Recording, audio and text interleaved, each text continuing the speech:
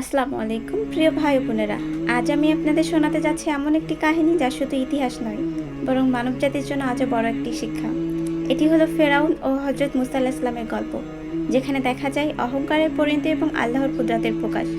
পৃথিবীর সবথেকে অহংকারী মানুষ মিশরের রাজা ফেরাউন নিজের সম্পর্কে বিশ্বাস করত সেই নাকি সর্বশক্তিমান। মানুষ তাকে সিজদা করত আর সে বলতো, আমি তোমাদের মহান রব। ফেরাউনের অত্যাচারে মানুষ দিশেহারা। দাসেরা দিনরাত পাথরের পাহাড় কাটত, কেউ প্রতিবাদ করলে তাকে হত্যা করা হতো।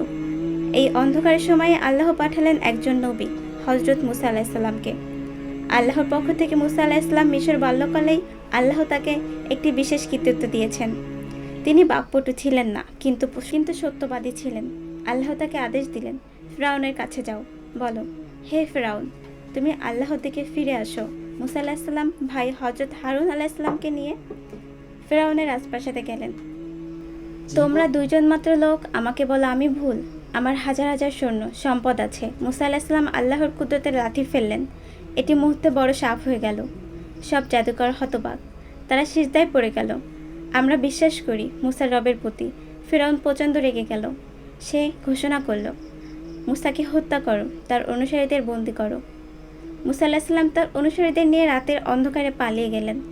ফেরাউন হাজার হাজার সৈন্য নিয়ে পিছু নিল। শীঘ্রই মুসা আলাইহিস সালামের সামনে দেখা দিল বিপুল সমুদ্র। মানুষ চিৎকার করতে লাগলো, হে মুসা, আমরা তো শেষ। মুসা আলাইহিস সালাম বললেন, না, আমার সাথে আছেন আল্লাহ, তিনি নিশ্চয়ই পথ দেখাবেন।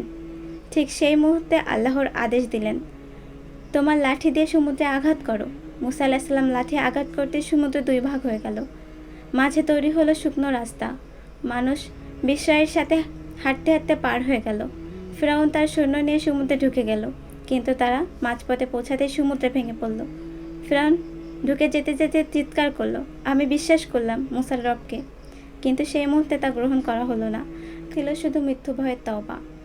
প্রিয় দর্শক, এই কাহিনী আমাদের শেখায় অহংকারের পরিণতি, ধ্বংস, ক্ষমতা, রাজত্ব সবই আল্লাহর। সত্য সবসময় জয়ী। আল্লাহ কখনো মুমিনকে একা ফেলেন না। শেষ পর্যন্ত জয় মুসা আলাইহিস সালামের, আর পরিণত হলো ফেরাউনের ধ্বংস।